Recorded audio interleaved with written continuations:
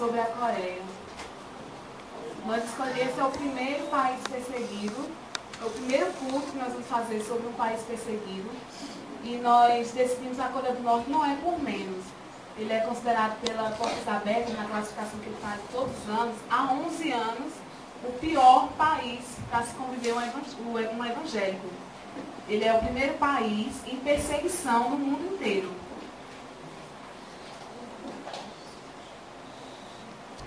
Lembrai dos presos como se estivesse preso com eles, e dos maltratados como sendo vós mesmos também um pouco.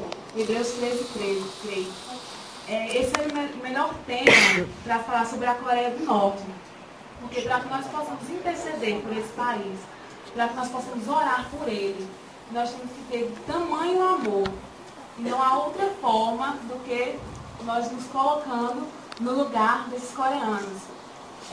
Como se nós estivéssemos presos com ele, como se estivéssemos sendo maltratados, ou como se uma pessoa da nossa família estivesse naquele local. E eu quero que você fixe bem essa bandeira, porque eu acredito que nessa noite aqui vão sair muitos missionários em oração pela Coreia do Norte. Amém? Nós temos assim, um país que precisa muito da nossa oração. E Deus e os coreanos, eles contam com a nossa oração. Aqui a localização. A Coreia do Norte, ela está aqui. Os países que estão de fronteiras com a Coreia do Norte é a China, tem aqui a Rússia, a Coreia do Sul, e aqui próximos tem o Japão, tem Taiwan, tem a Mongólia aqui em cima. A Coreia, ela foi dividida em Coreia do Norte e Coreia do Sul após a Segunda Guerra Mundial. E a União Soviética ocupou a Coreia do Norte. Então, por isso explica ela ser uma república socialista e os Estados Unidos, a Coreia do Sul. Portanto, ele é um país democrático, certo? Isso é bastante importante. Por isso que na Coreia do Sul há bastante liberdade, enquanto a Coreia do Norte ela é totalmente restrita. É como uma ditadura. Certo? O líder atual é Kim Jong-un, que a população lá é 24,5 milhões, sendo que apenas 2% dessa população é cristã, como vocês estão vendo. A capital de lá é Pyongyang, essa aí circulada, certo? E é uma cidade perfeita, não tem crimes, é uma cidade organizada, as pessoas lá, os habitantes são pessoas educadas, o trânsito lá é bem calmo. Então, é totalmente perfeito, totalmente o inverso das outras cidades que estão lá na Coreia. É mais como uma ficção, para que o povo, o mundo, conheça uma Coreia que não existe.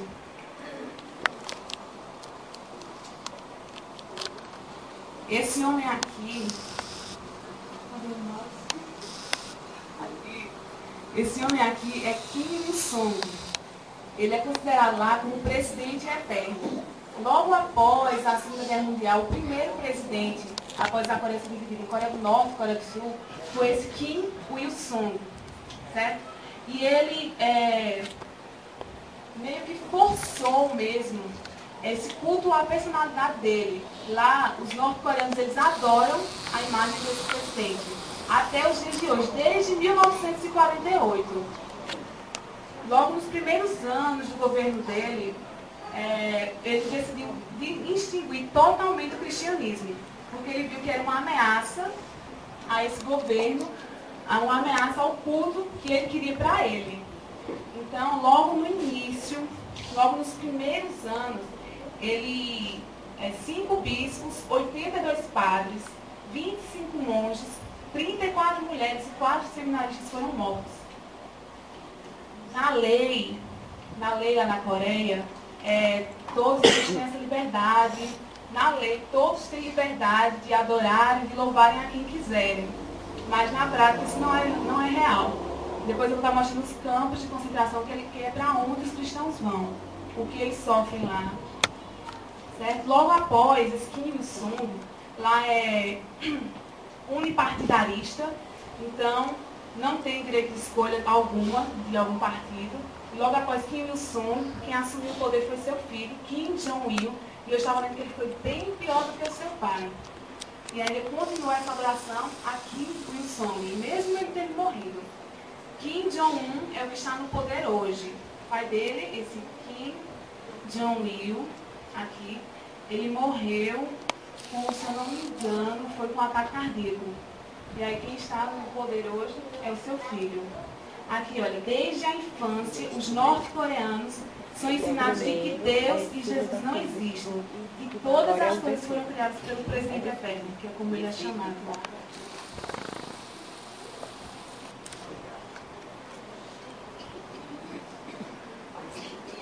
Refugiados norte-coreanos. Os Talbukja, no sul, na Coreia do Sul, os norte-coreanos e refugiados são chamados de Talbukja. Como vocês viram aqui no início, deixa eu voltar.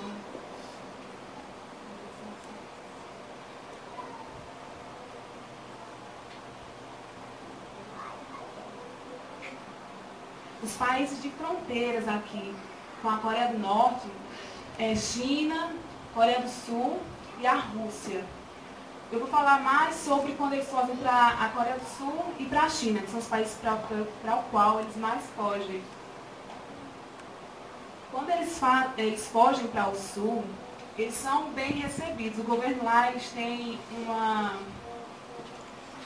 programa de reassentamento de 2 meses, com um subsídio para que os refugiados se mantenham até que consigam o seu autossustento. Então, quando eles chegam lá, eles conseguem eles têm essa necessidade humana, necessidade pessoal suprida.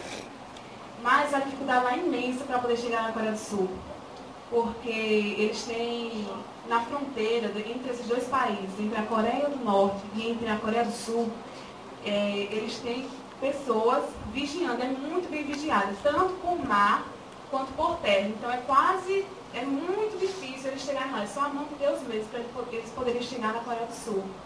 E quando eles chegam lá na Coreia do Sul, mais da metade, graças a Deus, da Coreia do Sul é evangélica. Então a parte espiritual deles também é suprida. No país em que eles viviam presos, no país em que eles passavam fome, no país em que eles sofriam várias coisas, quando eles chegam na Coreia do Sul, eles são supridos essas necessidades, certo? Aqui, acabou pulando.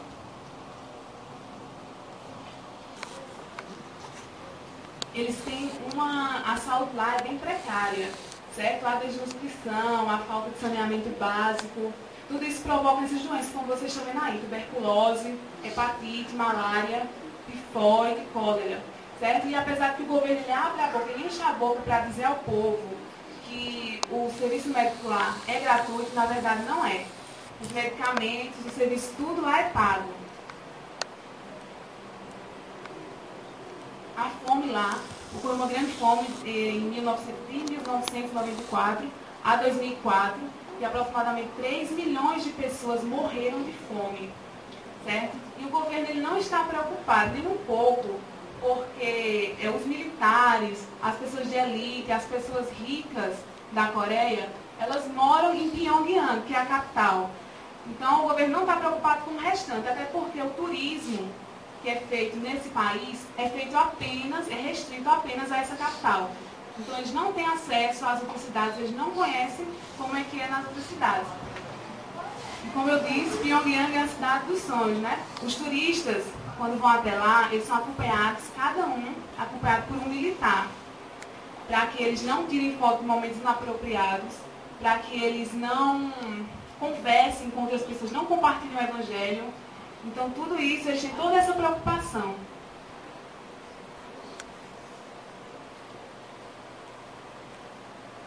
Deixa eu voltar para cá. Então, quando eles chegam na Coreia do Sul, que eles têm as necessidades deles atingidas, supridas, que eles têm como se sustentar, porque lá na Coreia do Norte também o emprego também não é muito bom, faltam muitas oportunidades para eles. Então, quando eles chegam lá, que as necessidades são supridas, tanto físicas quanto espirituais, eles ficam totalmente felizes, né, por estar lá. Só que é uma grande dificuldade. Já quando é na China, a China é aliada à Coreia do Norte. Então eles têm um projeto, uma política de busca, apreensão e deportamento desses norte-coreanos.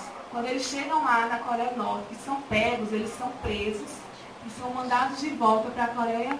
Quando eles chegam na China, eles são pegos, presos e são mandados de volta para a Coreia do Norte, onde eles são levados para o centro de concentração, são maltratados e até mortos, muitas vezes. Então, na maioria das vezes, eles não fogem para a China, não fogem para a Coreia do Norte, do Sul, por serem evangélicos, por estarem fugindo por causa da perseguição. Na maioria das vezes é pela fome, mas quando eles chegam nesses países, eles conhecem a palavra de Deus, eles conhecem o Evangelho. E na China, apesar de toda essa restrição também, apesar de ser um país perseguido, quando esses norte-coreanos eles chegam lá na China também tem, hoje estima-se que tenham mais ou menos 200 mil norte-coreanos evangélicos convertidos bem ali na fronteira, esperando que algum norte-coreano fuja, para que eles possam dar abrigo, possam dar alimento, possam fornecer comida e a palavra de Deus. Então, de qualquer forma, eles se deparam com o Evangelho. E quando eles conhecem o Evangelho, eles querem, na maioria, voltar para a Coreia do Norte, para poder levar a palavra aos familiares, para levar a palavra aos amigos, aos vizinhos. Eles nunca querem ficar só para eles querem voltar para lá. E quando voltam, muitas vezes são mortos, infelizmente. Muitas vezes são mortos e são presos. Mas aquela sede eles têm que levar a palavra. Porque só um norte-coreano para entender o que eles sofrem lá. A falta de esperança, a falta de fé. Tem que ter fé no homem que morreu. E eles conhecem um Deus vivo nesses lugares.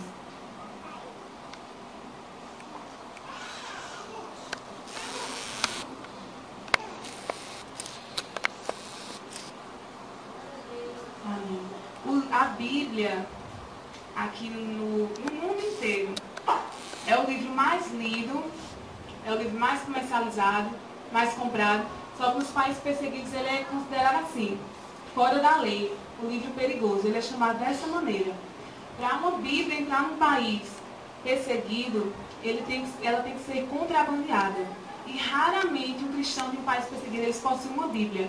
Na maioria das vezes eles têm apenas páginas da Bíblia que eles compartilham entre si, porque ter uma Bíblia é muito perigoso. Aqui são palavras de um refugiado cristão norte-coreano, chamado Lee Jong-chan.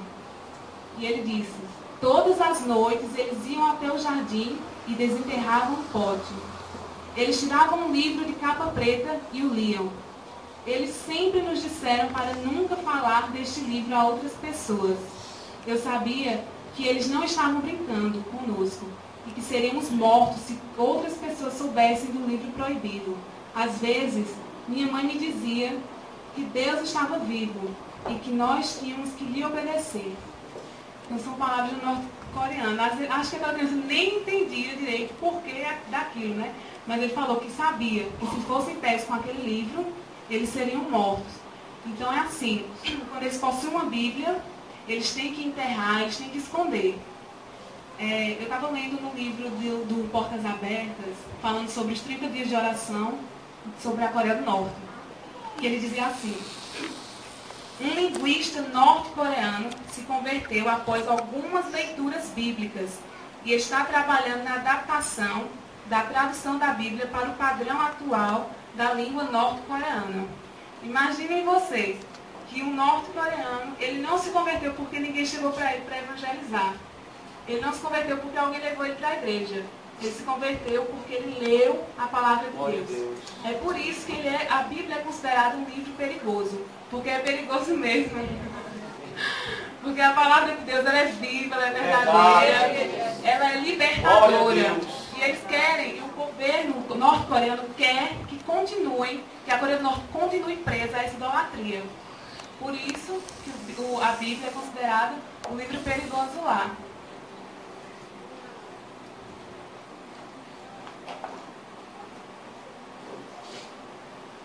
Igrejas subterrâneas, as que você viu aqui, que a gente estava representando.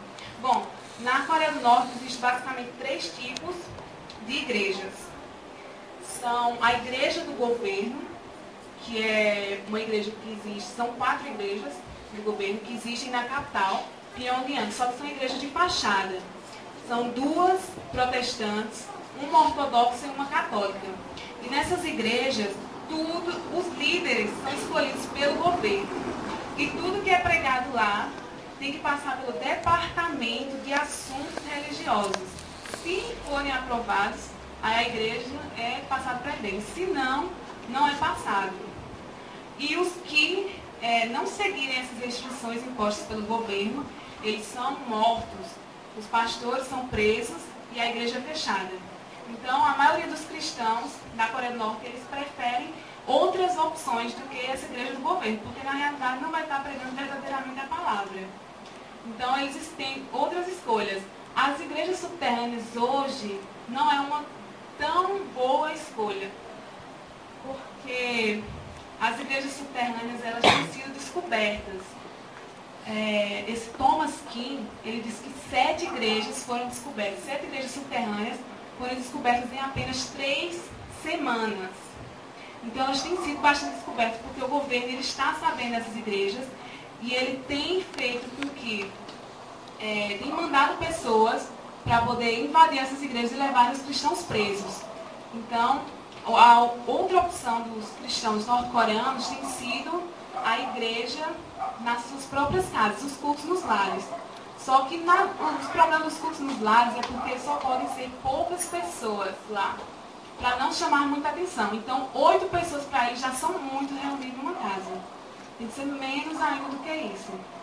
E para compartilhar a palavra lá, eles não levam a Bíblia, eles decoram versículos em casa para poder compartilhar entre si. Eles leem em casa, escondido, e decoram para poder compartilhar, porque se invadirem não vão encontrar a Bíblia alguma. Eles oram bem baixinho, louvam bem baixo, como vocês viram aqui. Às vezes nem sai o som dos seus lábios, só é mexendo os lábios mesmo, para não serem descobertos. Então é muito difícil ser um cristão lá, e eles são. Por mais que eles saibam que eles podem morrer, por mais que eles estejam em um país totalmente perseguido, sem liberdade alguma, que para ler uma Bíblia tem que ser escondido, tem que cavar, tem que esconder a Bíblia, mas eles são cristãos, num país como esse. E nós, num país com tanta liberdade, muitas vezes nós não somos um cristão de verdade.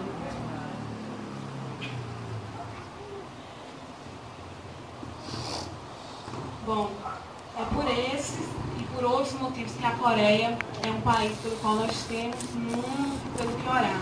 É um país que precisa muito da nossa oração. Nós não podemos mais fechar os olhos para a situação da Coreia, não podemos mais cruzar os braços, não podemos mais fingir que nós não conhecemos essa situação deles. Amém? Amém. Podemos contar com você como mais um missionário? Amém. Amém. Vou mostrar para vocês agora o campo de concentração, como é que os cristãos ficam presos, o que eles sofrem. Esse aqui é Kim Dong-yuk. Ele é um ex-prisioneiro do campo 14. Eu vou mostrar que há vários campos na Coreia de concentração, não existe só um. E ele é do campo 14. Nasceu e viveu lá 23 anos. Ele é filho de prisioneiros. Viu a morte da mãe e do pai na sua frente, dos seus irmãos. E ele conseguiu fugir de lá em 2005 e chegar na Coreia do Sul, onde encontrou a liberdade, certo? E essa imagem aqui, desse campo de concentração, foi feito graças aos desenhos que ele fez de quando ele morava lá.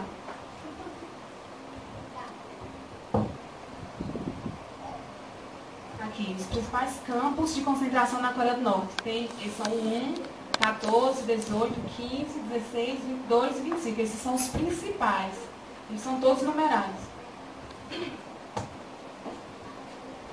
Amém. O campo de concentração é o lugar onde os cristãos ficam presos. É o lugar onde aqueles que tentam fugir da Coreia, aqueles que negam adorar ao presidente eterno, aqueles que não negam a sua fé, certo?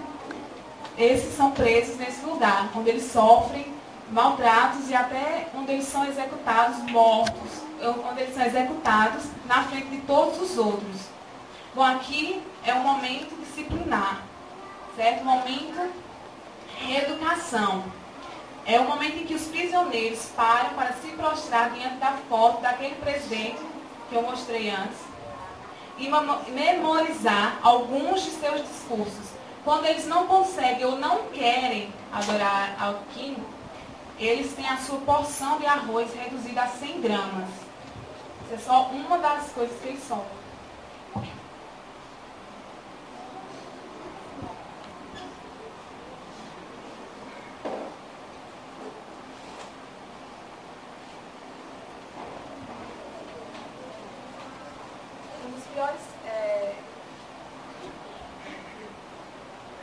Um dos piores lugares do campo para se trabalhar é aqui, nesse local aqui, certo? É as detentas, aqui é um local onde ficam presas as mulheres. As detentas, elas têm que produzir por dia milhares de sapatos, em um ambiente totalmente fechado e quente, com temperatura acima de 38 graus. Um lugar parecido, um trabalho assim, é a fábrica de couro. Assim como de sapatos, a fábrica de borracha, aliás. É um lugar quente e mal ventilado. Em determinadas épocas do ano, os detentos chegam a trabalhar 20 horas por dia.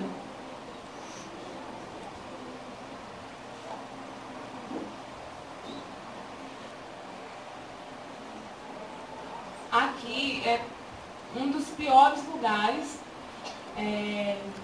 para se estar nesse campo de concentração, a não ser o da execução. Esse é um dos piores lugares para se estar. É a sala de confinamento. A sala de confinamento é esse quadradinho aqui. Certo? A sala de confinamento é conhecida como sala de encontro com a morte. Uma sala muito pequena, com apenas 60 centímetros de largura e 1,1 metros de altura, trancada por barra de ferro. Não é possível deitar ou levantar-se e nem encostar as costas na parede cheia de pontas. A única solução é ficar sentado por uma mesma posição enquanto estiver lá dentro presos. Simplesmente porque desobedeceram aqui e quiseram obedecer a Cristo. Trabalho compulsório. Cada detento tem uma cota diária de trabalho a cumprir. Os prisioneiros levantam às 5 da manhã, recebem suas cotas e começam o trabalho nas fábricas e nas plantações às 8. As atividades terminam às 21h30, quando as cotas são recolhidas. Os detentos costumam dormir às 22 horas. É um dia inteiro de trabalho. E mais, eles não podem conversar entre si, eles não podem rir. Tudo isso para que eles não compartilhem o Evangelho. Então é totalmente restrito lá. Aqui, nesse local aqui, no pátio, é o local das execuções públicas de prisioneiros que cometem delitos graves. Delitos graves, os irmãos já devem saber o que é, né? Quando a sirene toca, todos os detentos se apresentam no pátio para presenciar a punição de um ou mais infratores que normalmente são fuzilados, para que todos vejam um exemplo, né?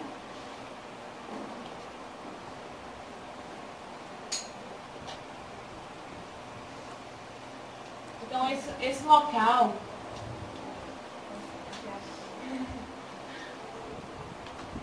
é um lugar em que ninguém iria querer estar, um lugar totalmente desumano.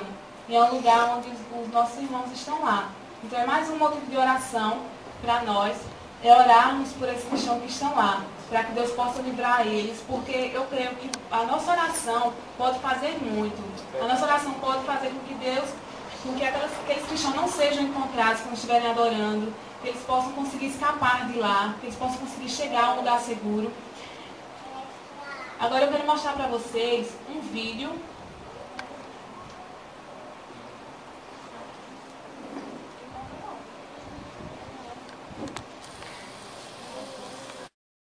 desse irmão que vai passar no vídeo.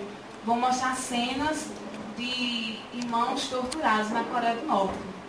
Então que os irmãos possam assistir com bastante atenção. Mas a gente vai pisar naquela pela terra e ela vai ser nossa pura herança, amém?